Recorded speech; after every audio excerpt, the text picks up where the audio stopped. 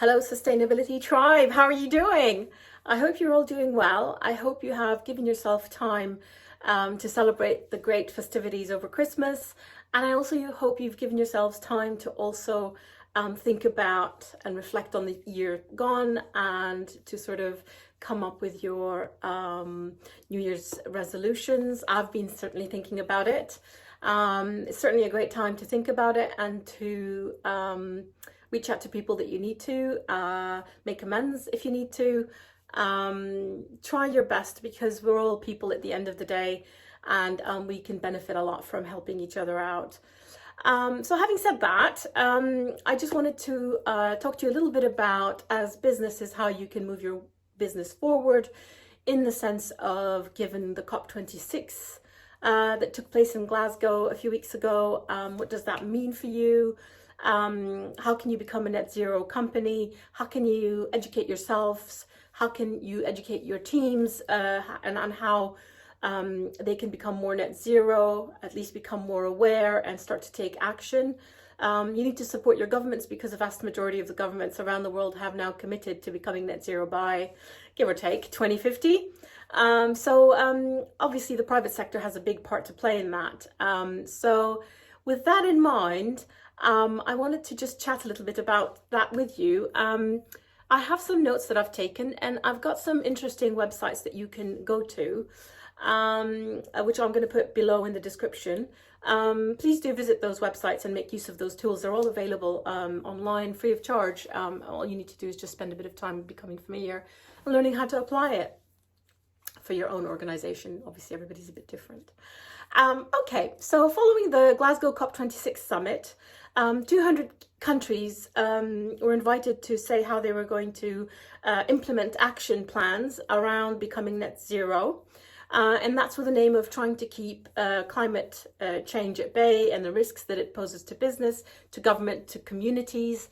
We're already starting to see impacts from that. So becoming a net zero organization, the first thing you really need to do is to get a good grip and understanding around your carbon emissions. How is your company emitting? Where are the sources? What actions do you have in place? What plans do you have in place, if any? Do you have the right policies?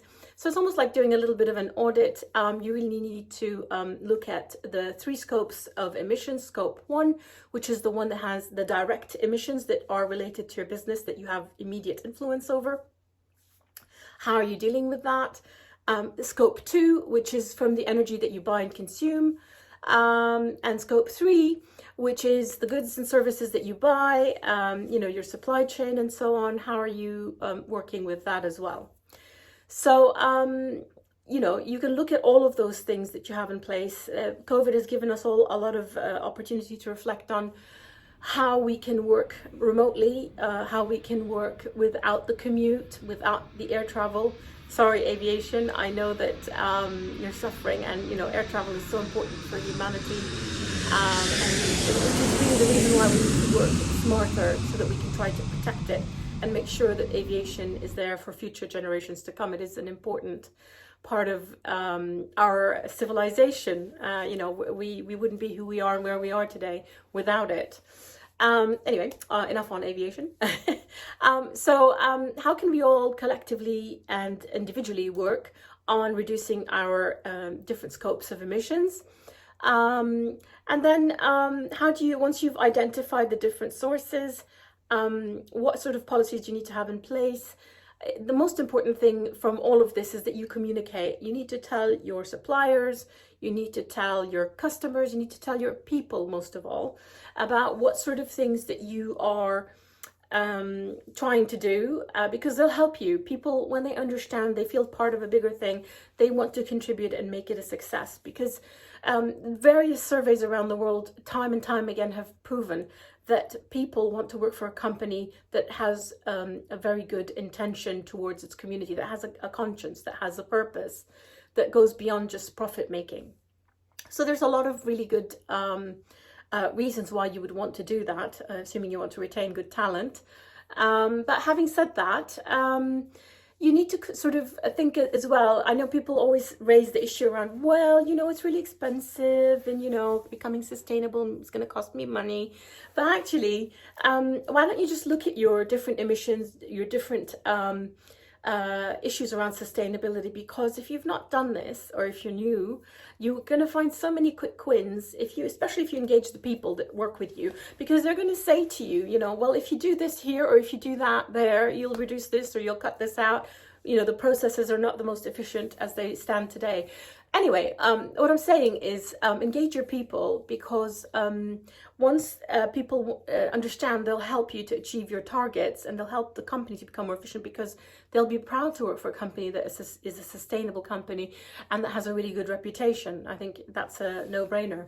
But having said that, once you've sort of established what you're going to do and you've engaged your people, including your customers and your supply chain, your suppliers, you can then start to look at what sort of savings you could potentially make.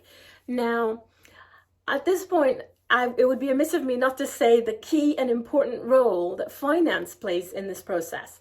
So finance professionals, CFOs, the different levels of directors in finance and accountants, everybody in the finance team has such an important role to play when it comes to sustainability. How do you account for it? How do you mitigate the business risks that arise from climate change and various elements of sustainability? How do you do that? So finance is really important in here, and trying to win them over. If you talk to finance about doing the same thing and getting the same quality and output, but at a reduced cost, I think they're going to love you. So you're onto a winner immediately with the finance team. But having said that, I think if you start this journey and then you look at how much you're going to save, say over a year, that money that is saved, I think it would be prudent if you were to have the discussion with your leadership and with your finance team to say you would like to ring fence this money. So this will become your fund to implement further, projects and things that might need some more financing beyond the quick wins. So I think that's a good bargaining tool that you can have in your back pocket as you try to galvanize, motivate, and catalyze sustainability into your organization. So having said that, really, once you've started to measure, audit your operations in terms of your carbon footprint, once you start to establish that, and you start to put targets in place and you put a policy in place, I think you're going to be well on your way to sort of becoming accustomed with it, normalizing that in your organization, so that people understand the importance of carbon emissions, the importance of switching things off, of using, if possible at all, a renewable energy supplier for your electricity uses, and using electric vehicles if that's the right argument for you.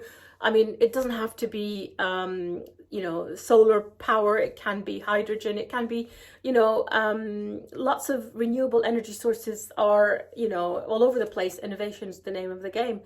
And I think if you can sort of assess what your business needs are and how your business can become integrated into the community that is innovating, and how your business can even contribute to that, either by adapting to it or by investing in it, you'll be playing a big part in the overall race towards net zero.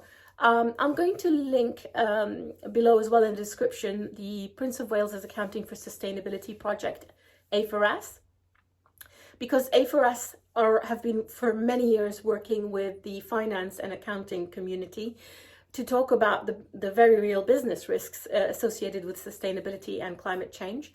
I'm also going to link below the Capitals Coalition. They have fantastic platform for information, for frameworks, for protocol, for case studies. It's all available free of charge. So I'm going to put a link below in the description as well to the Capitals Coalition website. And I'm just going to leave it there. I think that's quite a bit of information perhaps there. I hope it's useful for you. If you would like to hear me talking about anything else, or if there's any questions that you have, please do post them. I do check to see if there's any comments or questions or feedback. And then finally, I'd like to invite you to our book club. We're going to start a new book club in the new year. If you'd like to become part of it, just send me a DM or message me, and I will include you in our distribution list for when the invitations go out. We want to keep the numbers reasonable because we want it to have a meaningful discussion. So if you do want to join, and to avoid disappointment, please do get in touch sooner rather than later. Anyway, I hope that this was a useful talk, and I look forward to seeing you in the new year. Thank you and Happy New Year.